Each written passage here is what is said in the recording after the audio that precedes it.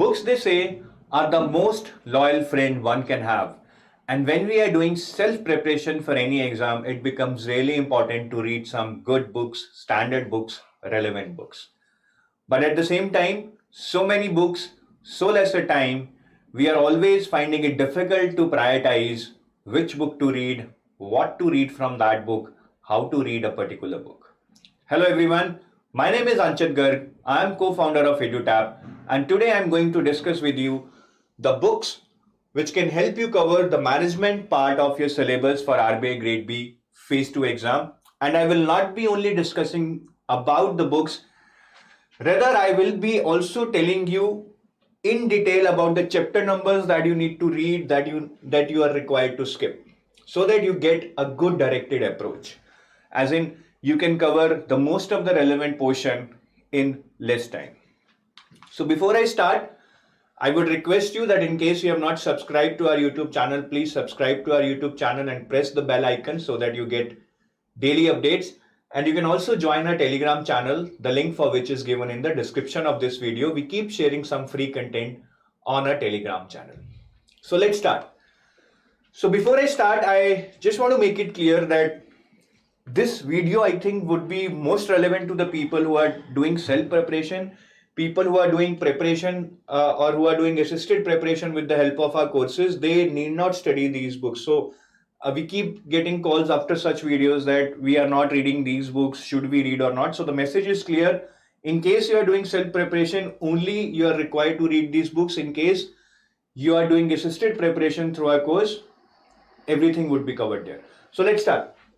So first of all, before I tell you about the books that you need to read to cover the management part of your syllabus of RBI Grade B, let's briefly look at the syllabus. In your syllabus, there are mainly, I would say, 9-10 units. First one is Fundamentals of Management, then OB, and under OB, Personality, Perception, Motivation, Leadership, Emotional Intelligence, Interpersonal Relationship, Conflict, Organizational Change, Ethics, Corporate Governance, and Communication. So these are the main topics that are there in your syllabus, and we need to cover them through the books, right? So the first book that I'm going to tell you guys is basically this book, Principles and Practices of Management, right? I hope you're able to see it. Otherwise, I put the graphic here also, which will make it easier for you to find it over Amazon or Flipkart, right? I think this is the recent edition, though I'm not sure. But anyways, I mean, management is a static subject, doesn't matter whether it's an old edition or a new edition. Now, why this book? There are some other books on principles and practices of management, such as books by T.N. Chabda. Why this book then? The answer is very simple. This book is by L.M. Prasad, who basically writes in a very simple language, right? So this book is easy to read as compared to T.N. Chabda, in which at times the language is tough. Then even in T.N. Chabda, there are a lot of irrelevant chapters, whereas in L.M. Prasad, for Principles and Practices of Management, I would say that most of the chapters are relevant for your syllabus. And one additional thing that is a sure winner is that there are MCQs at the end of every chapter in this book, and those are quality MCQs. Though they are very less in number, around 7 to 8, and maybe 3 or 4 sometimes, but they are quality MCQs. You will find it challenging at times to do those MCQs even after reading the whole chapter, right? So once again, Principles and Practices of Management by L.M. Prasad, guys. Now, which part of syllabus it will cover? If you see your syllabus, under management, it will basically cover your fundamentals of management, that is introduction to management, evolution of management thought, scientific, administrative, human relations and systems approach to management, management functions and management roles. This all, that is this first set will be covered through these book. I'll tell you the chapter numbers. Nudge theory is not given in this book, so I think for that you can use Google. Now, which chapters to read to cover this part of syllabus? First chapter is Introduction to Management. Second chapter is Development of Management Thought. So these two chapters will basically help you cover this part. From Introduction to Management to Approach to Management. This is all about Introduction to Management and Evolution of Management Thought. So first These two chapters will help you cover from here introduction to approach to management. After that, if you see, there is just one word, management functions. Right, this management functions word is there. What do we mean by management functions? Actually, it's a vast concept. There are 5 management functions: planning, organizing, staffing, directing, and controlling.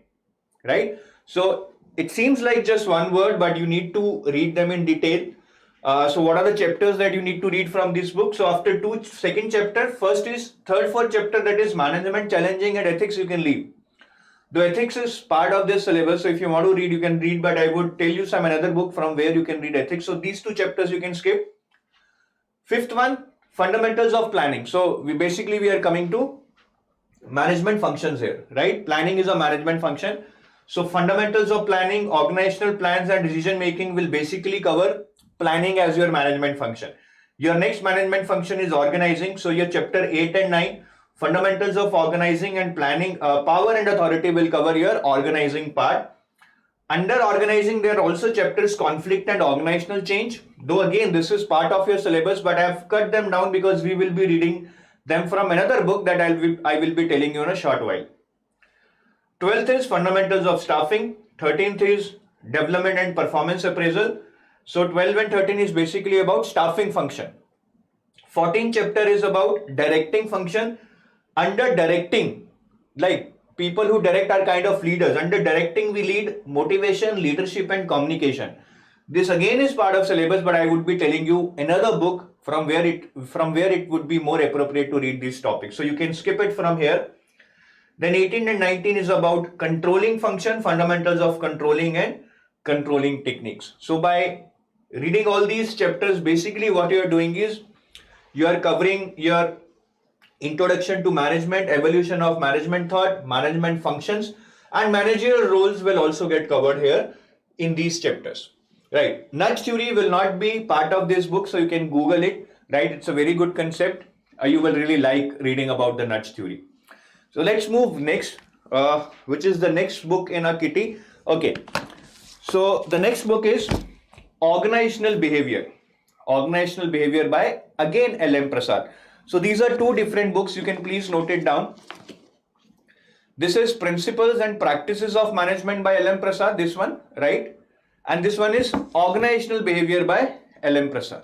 So both the books are by L.M. Prasad, but they are different books. One is on Principles and Practices of Management, and another one is on Organizational Behavior. Now under Organizational Behavior, if you will see, there are a lot of chapters, right, to be covered from here.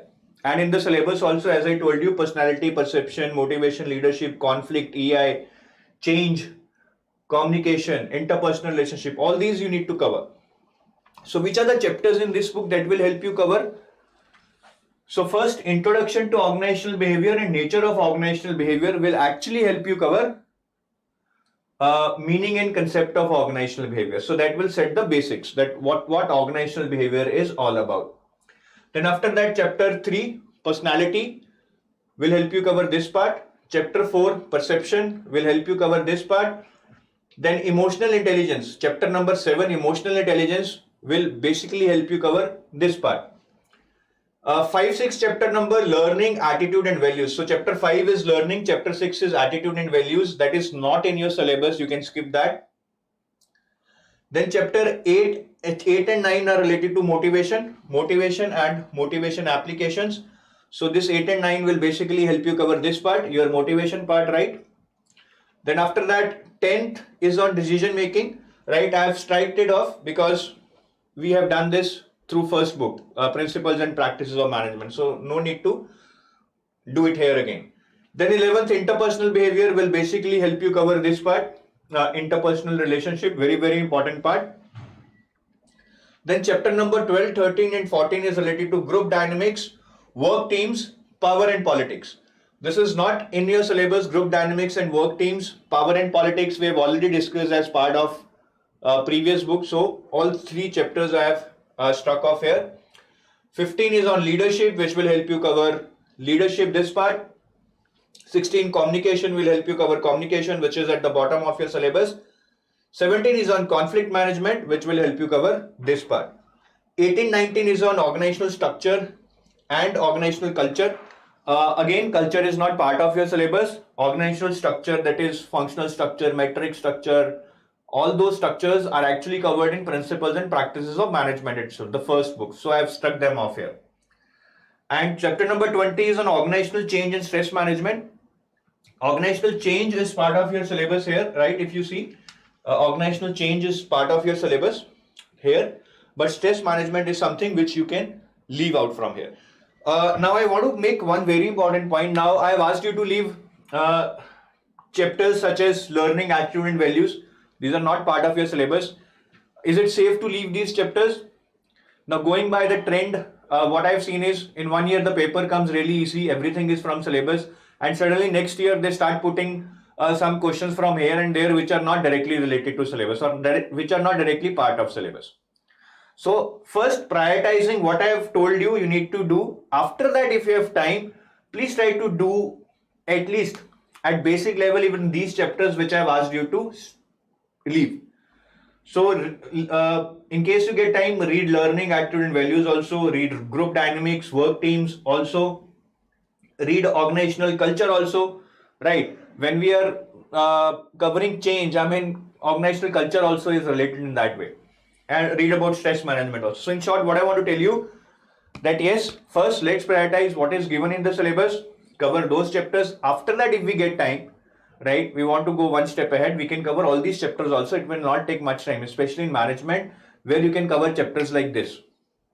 Another important point that I want to tell you, that in many of the cases, for example, if you are reading motivation, in this book maybe 5 theories are given, whereas in your syllabus say in motivation only 3 theories are given, let's assume.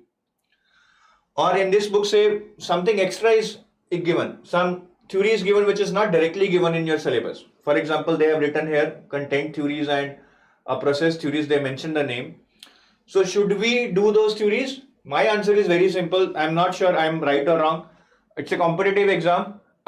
Syllabus always gives an idea.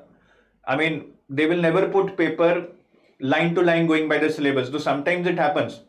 Especially the exam which was held in 2021 was on really easier side. But I've seen after the exams becomes easier, they start putting questions from here and there, the fringe topics. Right. So let's be prepared for the worst. I would say that if you're reading motivation, which is mentioned in your syllabus, yes, the theories which are directly mentioned, give them more weightage, give them more time, but do not leave the other theories. I mean, I would not do that anytime. But again, it's your decision. My advice is do them also, even if they are not in syllabus. Right. So that was about organizational behavior book by L.M. Prasad. Now, why again this book? This one. Why this book again? This is by an Indian author, L.M. Prasad, very good writer, explains things in very simple words, right? And again, the advantage of this book is there are MCQs given at the end of every chapter, right? So if I want to show you, for example, here you can see here multiple choice questions are given, right? So these questions, I mean, give you a boost after you have read the chapter. But one thing which lacks in this book, guys, is lack of examples. So he has tried to explain the concepts, but he is not taking examples from the real life. I mean, which to an extent, if would have been there, would have helped you to understand it in a better way, especially for the descriptive part. But otherwise, it's a very good book. I'll tell you how to cover that part of missing examples, because even after reading this book, you will feel now you're craving for more. You will find something missing, but I'll tell you a book for that. Right, but first give preference to this book, at least cover your syllabus. So that was about the OB part. Now moving next is basically in your syllabus, ethics and corporate governance. Now these are very standard topics as in many of the exams. What to read? There is a book which is even mentioned in the notification, Business Ethics and Corporate Governance by B.N. Ghosh. Is this the best book? I don't know. I haven't read many books. But there are some books on ethics which are really heavy, which I feel is not required to cover just one small part of your syllabus. This book is okayish. A lot of times it can be repetitive, same thing is saying again and again. But overall, I think it solves the purpose for your exam. I mean, given the level of difficulty or given the level of understanding that is required for RBI grade B, I think it solves the purpose. So I would say you can go with this book, right? And in Business Ethics and Corporate Governance by B.N. Ghosh, under business ethics, if you see, basically they have divided the syllabus into three parts. One is meaning of ethics and why ethicals problem occurs in business. So these first two chapters, definition and ontology of ethics, belief, values, attitude, and virtue, will help you cover the first part. Then there are theories of ethics like utilitarianism, right? Virtue ethics, teleological theories, egoism theory, relativism theory, right? All these theories would be covered here under theories of ethics. Then in your syllabus, business ethics is mentioned, moral issues in business, ethical principles in business. This third part will get covered through business ethics, ethics in business, codes, dilemma and dialects, organizational culture, and ethics will basically help you cover this part, organizational structure and ethics, right? This part will get covered from there, and chapter 14 is anyway related to business ethics on a global level that you cannot afford to miss. So these are the chapters you need to study. Fourth chapter, ethics and market structure, that is related to ethical stance in oligopoly, monopoly, perfect competition. I think that is not required. That is more or less related to economics. So that you can leave. Environmental ethics, Gandhian ethics, very hard to say that you can leave it, but at least it is not part of your syllabus. But environmental ethics is something you should always know, right? Gandhian ethics, if you want, you can leave. And professional ethics is basically related to ethics of doctors, lawyers, all those professionals. Again, not in syllabus, you can leave, but I would say again, after you have read all the chapters, if you have time, even go through these chapters. It won't take much time. If you have read 70% of the book, reading these chapters will just be a logical extension, right? So this is about business ethics part. Now moving on to the corporate governance. In corporate governance, if you see the syllabus, they are very directly mentioned factors affecting corporate governance and mechanisms of corporate governance. The syllabus just mentions factors, right, and mechanisms. So here in this book, chapter 16 is on corporate governance, principal issues and trend. That will basically help you understand a lot of factors and mechanisms related to corporate governance, though they are not given directly, but you will be able to deduce. Then corporate social responsibility, which is a very logical extension to corporate governance, is not part of syllabus. So initially you can leave, and later if you have time you can read it. Corporate governance in India, again, this is very, very important. I mean, here also you will get a lot of points related to factors affecting corporate governance and mechanisms of corporate governance. Then there is a models of corporate governance related to Japanese model, American model, German model. There are a lot of models, but they are not mentioned in your syllabus. Again, you can leave it, right? But overall, even if you read these two chapters, you will feel that you have a decent understanding of corporate governance, but again, you would like something more to add to your knowledge. So you can use Google for that. You can Google about factors and mechanisms of corporate governance. You might get some good material, right? So this is all about this book, Business Ethics and Corporate Governance. These are the chapters I have told you, right? And within these chapters, I don't think there is much to select. I will leave this, I'll do this. Read end to end, whatever chapters I'm telling you, it will help you in good understanding and in-depth knowledge about these areas. The next book I'm going to tell you guys is basically organizational behavior book again, right? If you can see, I'm not sure if you can see the author's name, but they're written here. Stephen P. Robbins, Niharika Vora. So Stephen P. Robbins is a very famous author in area of organizational behavior. He's like a master of this area. But please note this point that most of the books that has been written by Stephen P. Robbins in the area of organizational behavior, they are written in a foreign context. The examples that you will find there will be in the foreign context. Example of foreign companies, which you might not be able to relate. But this book, right? This book is an Indian version of that, right? So Stephen P. Robbins is the person who has whose ideas has been incorporated, but it is Niharika Vora who would have customized this book to an Indian audience. So if you go to this book, you will find a lot of examples in Indian context: ICICI Bank, Yes Bank, Reliance Industries, Maggi, right? All the national brands. So from that point of view, this is one book where you will find lot of examples and examples in Indian context, which helps us understand the theories, the concepts in a better way. So what I was telling you earlier, that in this book, the examples seems to be missing. That is right. But again, this is the first book that you should be reading. After that, in case you get time, I think this book will help you in better performance in the subjective part. That's it. Lot of good examples here, right?